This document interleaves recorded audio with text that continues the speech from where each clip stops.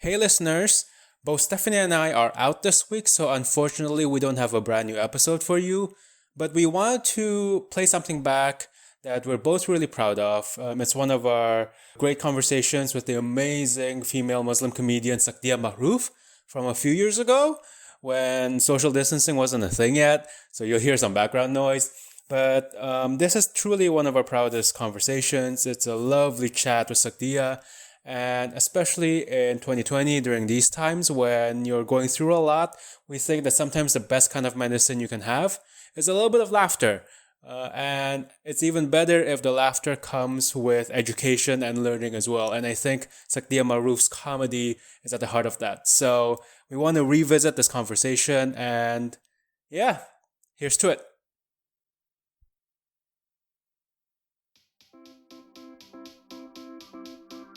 Welcome to the 32nd episode of Dialogika, a podcast between two friends about the latest in politics, society, and feminism in Indonesia and the world. I'm Stephanie Tangkilisan. And I'm Swedian Lee. And this week we have a very special guest, Sakdiyah Ma'ruf, one of Indonesia's fiercest hijabi stand-up comedian. Some of you may be wondering why we're talking to a stand-up comedian, but we had a really heavy episode last week, and I really do think, and I think Sweden shares the sentiment, that comedy, especially the one Sakdiyah does, can be considered very feminist and something that really challenges and upends a lot of society norms and stereotypes. And we're really excited to share this with you. Apologies for the less than pristine sound quality because it was a busy cafe, but I think it's gonna be a great conversation to listen to. So here's to it.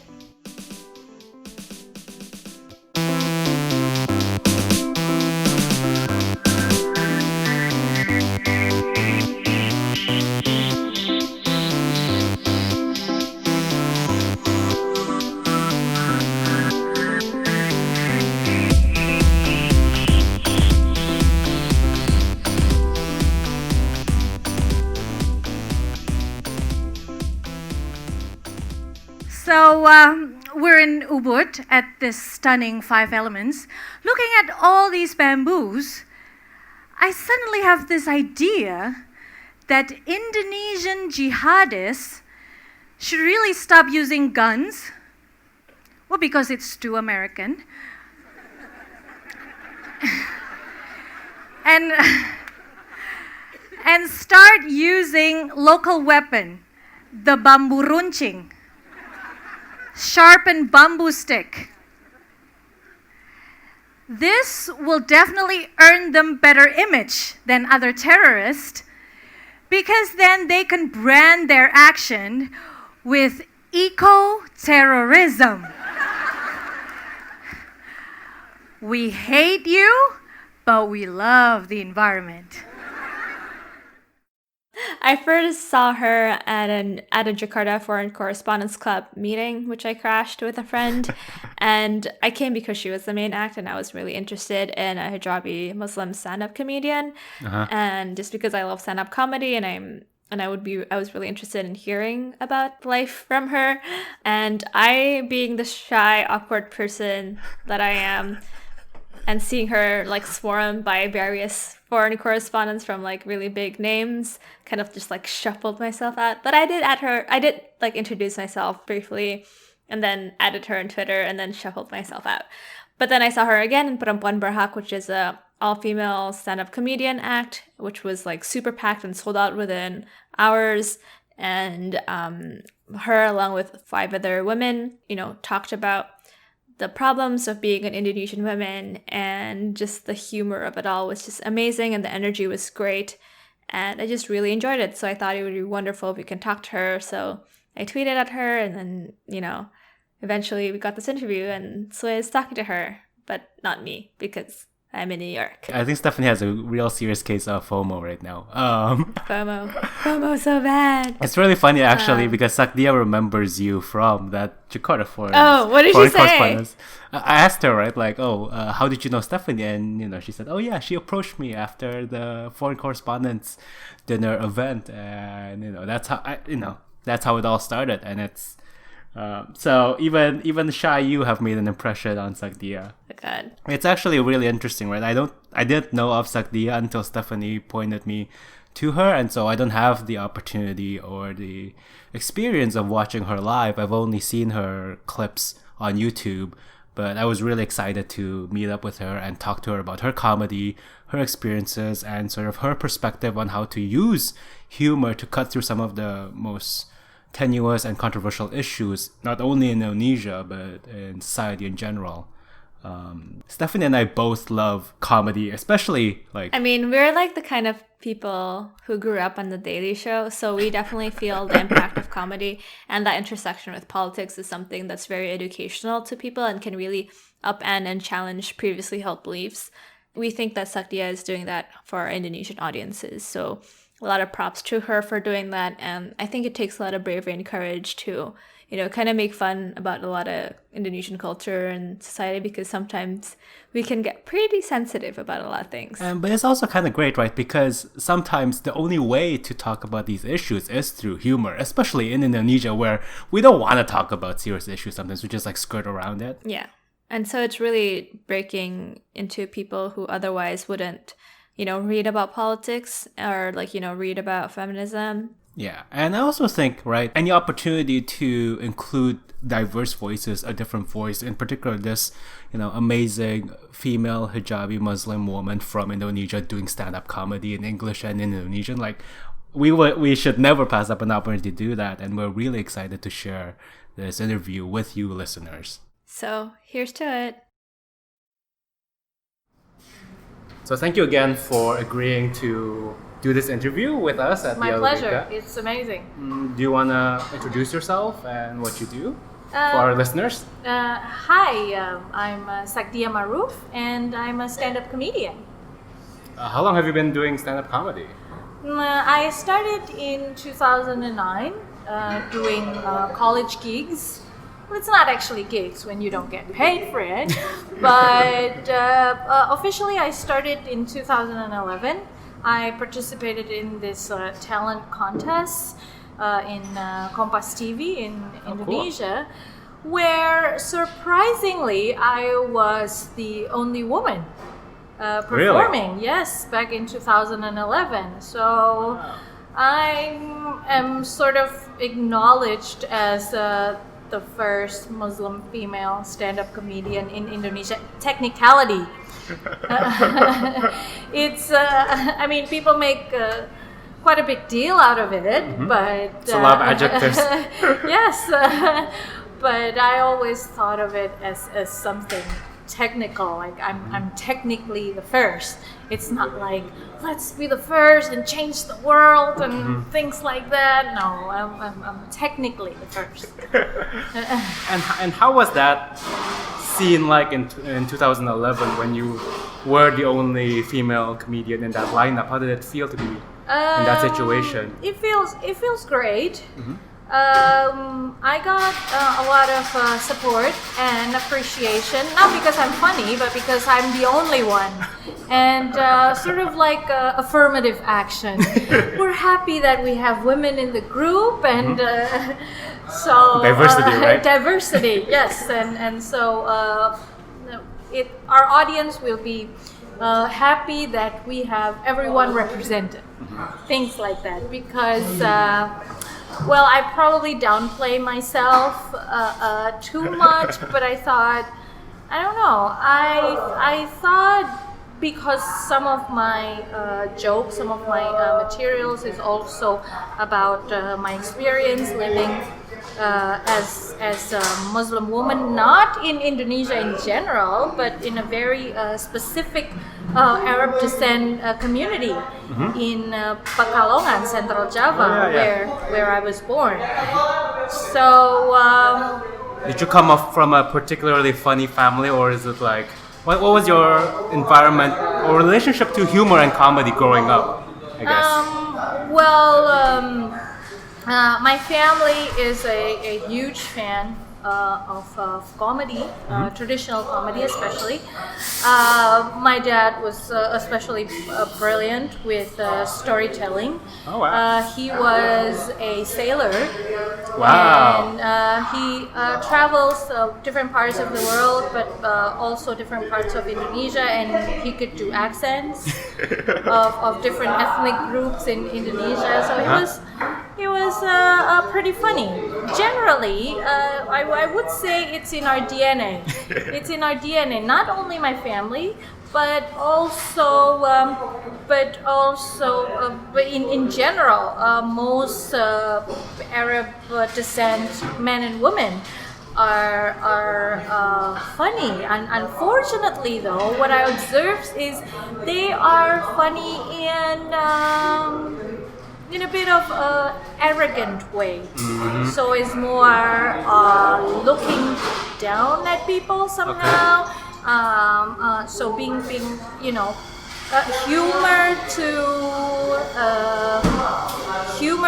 to express superiority somehow. So that's particularly with the men, and with the woman, it's all expressions of pain, of being living in a more living in a conservative context where women are supposed to be more submissive, and so basically the situations is men will talk about other people that they consider inferior to them, but then women will talk about their men, and so and also their experience and their pain, more self-deprecatory manner. And so I really don't think that I'm as funny as some of the people in my in my community. They are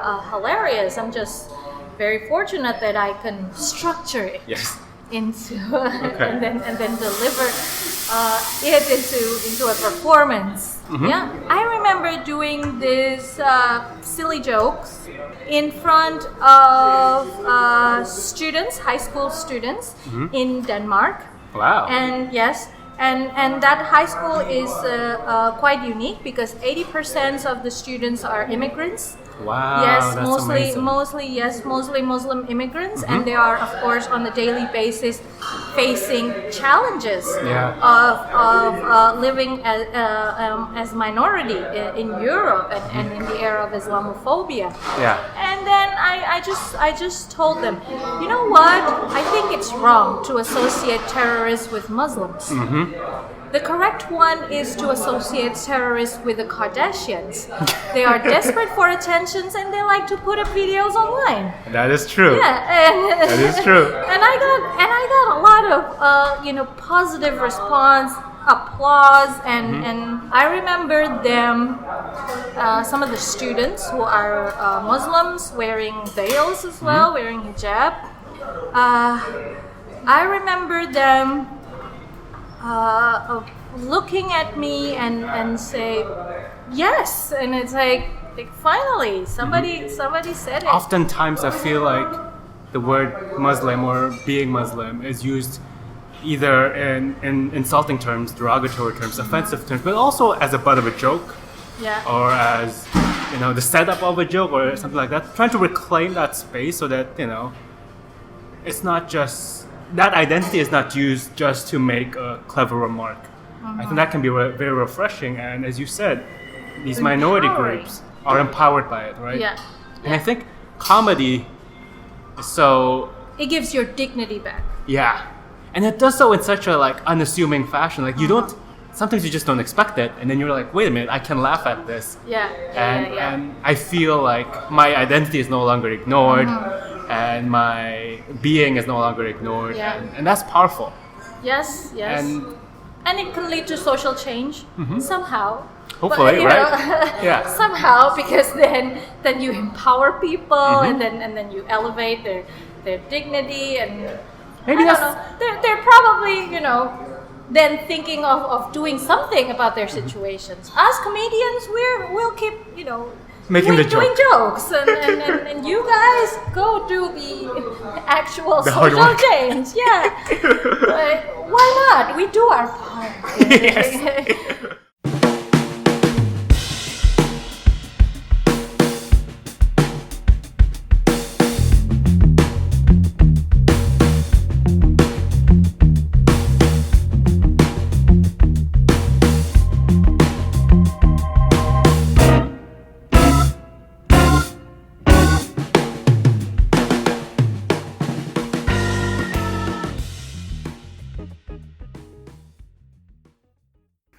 know for a fact that life is sometimes scary, especially when you're asking for permission from your dad to kiss your boyfriend.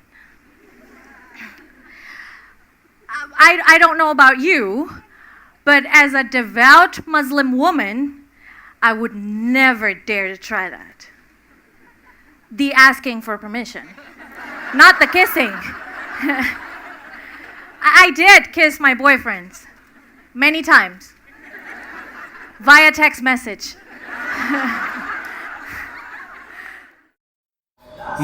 You correct me if I'm wrong, but I don't think most people think that Arab cultures are particularly funny or particularly humorous. I understand that. I understand. I understand that, and that is because of some of the contradictions. Mm-hmm. So when people think, or the stereotype of Arab culture or Arab descent culture in different parts of the world are more conservative, more exclusive, more reserved. Sometimes are identical with the violence somehow. It seems like there's like a power dynamic between men and women. Many of them are true. Men and not,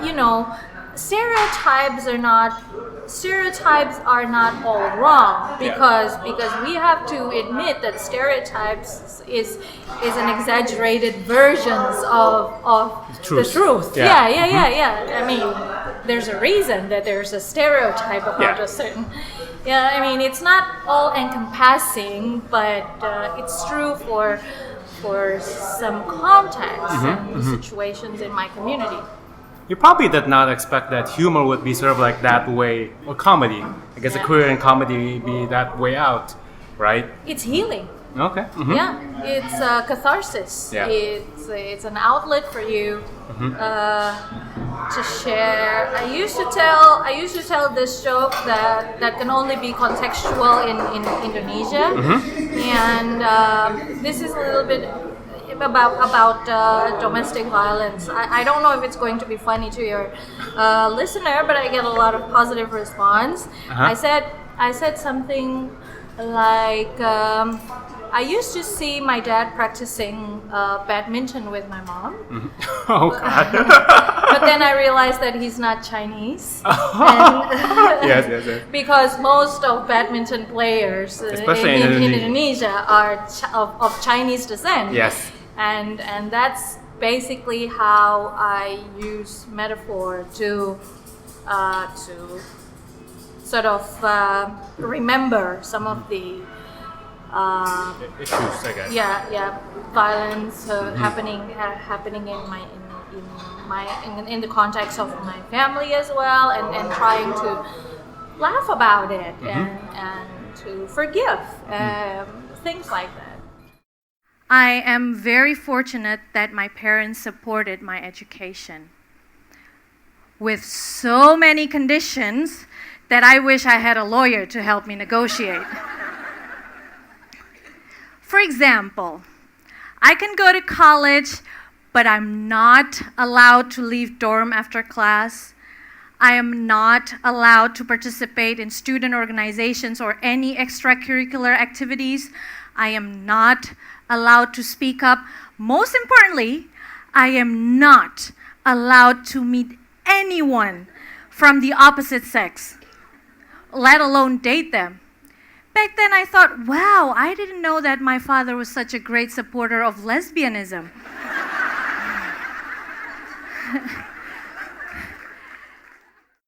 I think one of the ways, I'm not a comedian at all, so I can't speak on that front, but at least as somebody who's a fan of comedy, I always find it amazing that how a really solidly good joke can completely get everybody on your side, can completely change the power dynamic, can get people to listen in ways that, logical arguments might not in any way ever be able to.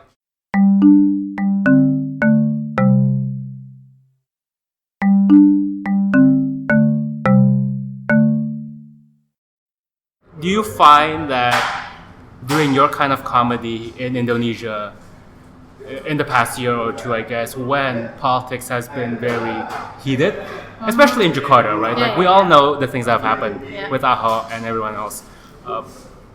Doing comedy in this kind of setting, is it? How do you feel about that? Like, is it important? Is it hard? Is it? It's important.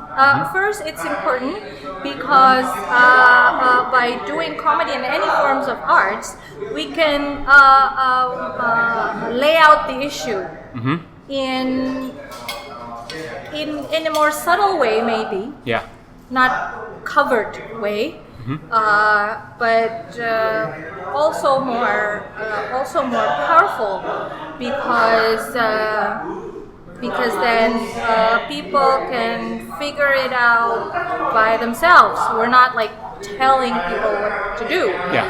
But it is also very difficult because then we have to like take a stand on every issue. I'm always feeling pressured to like take sides, like whose sides are you on in these issues and whose sides are you on in that issues, and are you being consistent all the time with your choice of sides? How can you claim yourself a liberal when on some issue you go to a more conservative side, for instance, whereas I never claim myself as liberal or conservative. You're just you. Yeah, I'm just me. I'm telling jokes and being progressive, being able to speak up. It's a privilege. I have to. It's a privilege not only in a way that it is an honor, but it's a privilege. It's a result of my educations that many other people may not be able to have. It's a result of my English that allows me to access many American stand-up and are inspired by them. It's the privileges are real. Yes, there is the aspect of working hard, but there's also other aspects. Life skills, English, as I mentioned earlier, education, access, Opportunities, and things that makes me who I am because of who I am. Yeah, makes sense. Things that others may not have, others who are more talented even. Yeah, understanding where you're coming from, the privileges you have, and using those privileges, right, to help empower others and bring them up as well when they don't have the same opportunities, the same skills. I certainly hope so. I mean, one of the most inspiring and experience for me is doing stand-up comedy workshop for young girls in a pesantren, Islamic boarding school. Exactly. That was one of the most eye-opening, heartwarming. It was a 2 hours workshop session, but I felt like I owe them my entire life because it makes me realize once again the reason why I'm doing what I'm doing and the reason why I should keep doing what I'm doing. Yeah. I mean, I can't put it any better way than that. So I think we're gonna just use that as the closer. One final thing: if our listeners and our supporters want to find out more about you, where you're performing your gigs, like what's the best way to find out more? I guess you can follow my Twitter account. What's your Twitter account? It's at Sakdiyah Ma'ruf, at SakdiyahMaruf.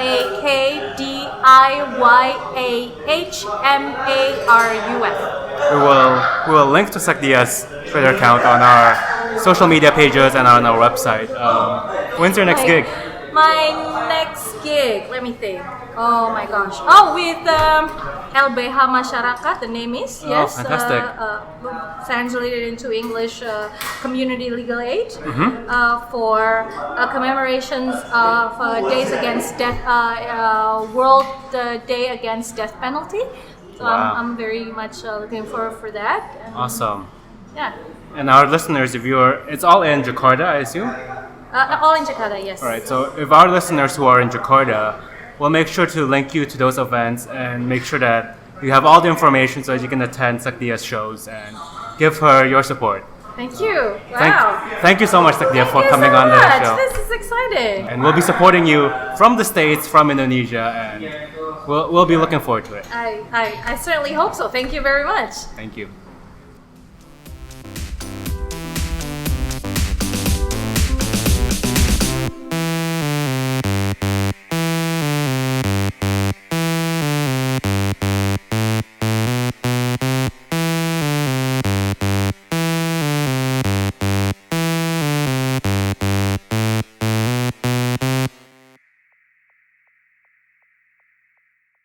Thank you so much for listening to this episode. You can find more information and resources of whatever we talked about on our website, dialogika.id. Music credits to John Dealey, Lee Roosevelt, and of course, Broke for Free. If you like what you hear and want to support us, please review our podcast on the Apple Podcast app or whatever app you use to listen to your podcast. And please share our podcast with your friends. It's the best way to spread the word about Dialogika. If you want to get more involved, we'd love to hear from you. Our email is dialogikapodcast@gmail.com, or just shoot us a message on our Facebook page. You can also find us on Instagram, YouTube, SoundCloud, and now Twitter. Please follow us on these various platforms. Our Twitter handle is @DialogikaPod. Also, follow me on Twitter. It's Steftangk. That's STEPHTANGK. Thank you again, and see you guys next time.